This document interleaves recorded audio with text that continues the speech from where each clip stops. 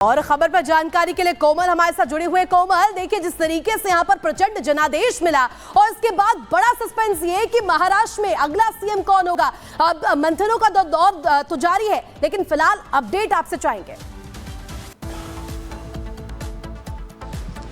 बिल्कुल, देखिए अगर महाराष्ट्र में बात करें तो मंथनों का दौर जारी है, लेकिन इस बीच जो सबसे बड़ी खबर निकलकर सामने आ रही है, जो सूत्र हमारे दावा कर रहे हैं उसके आधार पर देखिए 29 नवंबर को महायुति की एक बहुत बड़ी बैठक हो सकती है, क्योंकि जिस तरह से भूपेंद्र यादव और अश्विनी वैष्णव जो है वो मुंबई आ सकते हैं, साथ ही साथ सहयोगी दलों से बातचीत करके समन्वय स्थापित करने की भी वो कोशिश करेंगे। इसके साथ ही साथ अगर बात करें तो 2 दिसंबर को देखिए शपथ ग्रहण समारोह होने की भी आशंका जताई जा रही है। सीएम चेहरे को लेकर के बात करें तो देखिए बम्पर जीत के बाद लगातार ये बहुत बड़ा टास्क जो है वो केंद्र नेतृत्व के लिए बनता हुआ नजर आ रहा है, लेकिन अभी जो सूत्र हमें जानकारी दे रहे हैं उसके अनुसार एकनाथ शिंदे जो है वो भी मुख्यमंत्री का चेहरा हो सकते हैं, क्योंकि लगातार शिवसेना गुट की तरफ से, एकनाथ शिंदे की गुट की तरफ से बात करें तो वो लगातार इस बात को लेकर के रिजिड है कि सीएम का चेहरा जो है वो एकनाथ शिंदे को होना चाहिए। लेकिन इसके साथ ही साथ जो उनके बेटे हैं श्रीकांत शिंदे, एकनाथ शिंदे के बेटे हैं, उनके लिए भी देखिए एक यूनियन मिनिस्ट्री में एक बड़ी पोस्ट भी मांगी जा रही है। तो ये जो जानकारी है हमारे सूत्र जो है वो इस तरह की जानकारी दे रहे हैं। साथ ही साथ देवेंद्र फडणवीस की बात करें तो देखिए बम्पर जीत हुई है,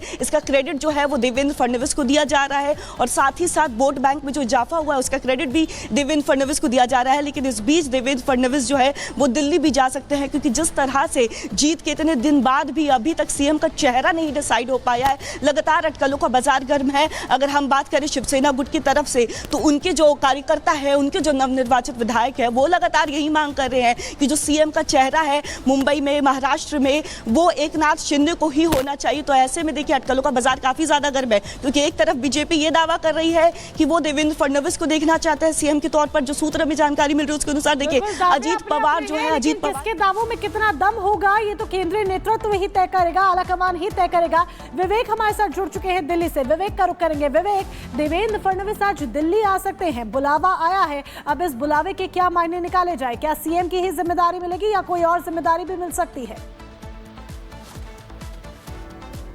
देखिए, सबसे पहले तो इन नंबर्स को जरा समझना होगा कि जो नंबर्स हैं उसमें बीजेपी सबसे ऊपर है। अब बात करेंगे कि वो आने वाले हैं या बुलाया गया है, तो दूसरी बात आपने ही कह दी कि बुलाया गया है। तीसरी बात ये है कि देवेंद्र फडणवीस को आप देख लें, जिनका उनका जो कद है, उनकी जो प्रोफाइल है बीजेपी के अंदर, और सामने एकनाथ शिंदे हैं, तो ऐसी स्थिति में जो कद है वो पार्टी के प्रमुख हैं, शिवसेना के प्रमुख हैं, तो ऐसी स्थिति में उन्होंने अपने आप को रिकवर किया है। ऐसे में दिल्ली में आकर देवेंद्र फडणवीस वहां की स्थिति को बताने की कोशिश करेंगे और ये बताएंगे कि वहां चल क्या रहा है। जो समर्थक हैं वो समर्थक बैनर और पोस्टर जरूर लगा रहे हैं अपने अपने नेता की, लेकिन यहां पर नंबर गेम्स है और सामने सब कुछ ठीक दिखता है, लेकिन अभी भी कोशिश ये जारी है कि किसी एक मसौदे पर आकर ये लोग एक हो जाएं और सीएम के नाम की बात सामने आ जाए। बिल्कुल विवेक, और इस बीच एक बड़ी खबर सामने आ रही है, और इस बीच ये बड़ी खबर जो है अमित शाह से मिले प्रफुल्ल पटेल और सुनील तटकरे, ये बड़ी जानकारी मिल रही है। महाराष्ट्र में सरकार गठन को लेकर के चर्चा हुई है, तो देखिए तस्वीर यहां पर सामने आ गई। आपको तस्वीरों में प्रफुल्ल पटेल नजर आ रहे होंगे, सुनील तटकरे नजर आ रहे होंगे, जिनकी मुलाकात हुई है अमित शाह से। दोनों नेताओं की मुलाकात जिसके कई मायने निकाले जा रहे हैं। तो देखिए ये लगातार तस्वीरें भी सामने आ रही है जहां ये मुलाकात हुई है, और इस मुलाकात की क्या कड़ियां हैं अब ये भी जोड़ने की कोशिश हो रही है। तो कड़ियों को जोड़ा जा रहा है, तो वहीं दूसरी तरफ ये बता दें कि लगातार एक के बाद एक बयान सामने आ रहे हैं। अब ऐसे में बीजेपी नेता अशोक चव्हाण ने कहा है कि मंथन कर, बैठक कर, मंथन कर ही सीएम फेस आखिरकार फाइनल किया जाएगा। अशोक जी, जिस तरह से महाराष्ट्र की राजनीति में आप लोग को बहुमत मिला, लेकिन उसके बाद कहीं ना कहीं जो देरी हो रही है सीएम बनाने में, उस पर विपक्ष लगातार हमलावर। देरी नहीं हुई, सही वक्त लग रहा है। जो भी रिजल्ट आके ही तकरीबन 4 दिन हुए हैं, तो मुझे लगता नहीं कोई देरी हो रही है। सभी अलायंस पार्टनर्स को विश्वास में लेके फैसला करना पड़ता है, तो I don't see there any delay on that. आपके घटक दलों से इस तरह की चर्चा भी हो रही है और इस तरह की मांग भी उठ रही है कि एकनाथ शिंदे की जब अगुवाई में ये चुनाव लड़ा गया था, वही चीफ मिनिस्टर थे, तो उन्हीं को चेहरा होना चाहिए। देखिए, अब हर पार्टी चाहती कि अपना पार्टी का नेता ही मुख्यमंत्री बने, उनको सोचना कोई गलत नहीं। बस फैसला ऐसा है कि आज डेमोक्रेसी में किसके कितने लोग चुनकर आए हैं, लोकल परिस्थितियां क्या है, और लोगों के सेंटिमेंट्स को भी सोचना पड़ता है। ये सब ध्यान में रख के फैसला होगा। कब तक उम्मीद की जा सकती है कि अनाउंसमेंट हो जाएगा, ऑब्जर्वर्स चले जाएंगे? I am not a part of the process, I don't know. इसके अलावा मंथनों का जो दौर है महाराष्ट्र सीएम को लेकर के वो जारी है। लगातार अपडेट्स रिपब्लिक भारत आपको दे रहा है और बैठकों की जो ये दौर है इसके मायने भी लगातार तलाशे जा रहे हैं। कोई मुंबई जा रहा है, कोई दिल्ली जा रहा है, लेकिन इस बीच सबसे ज्यादा सस्पेंस अगर किसी चीज को लेकर है वो है महाराष्ट्र का अगला सीएम कौन होगा। इसको लेकर के लगातार सस्पेंस बरकरार है। महायुति ने जो प्रचंड जनादेश हासिल किया है और इस प्रचंड जनादेश के बाद इसके बाद ये लगातार सवाल बना हुआ है कि आखिर नया मुख्यमंत्री कौन होगा, नया मुख्यमंत्री आखिर कौन होगा। इस बीच एक बड़ी संभल में सफाई अभियान में जुड़े नगरपालिका के कर्मचारी सड़कों से हटाए जा रहे ईंट पत्थर, ट्रॉली में भरकर लाए जा रहे पत्थर।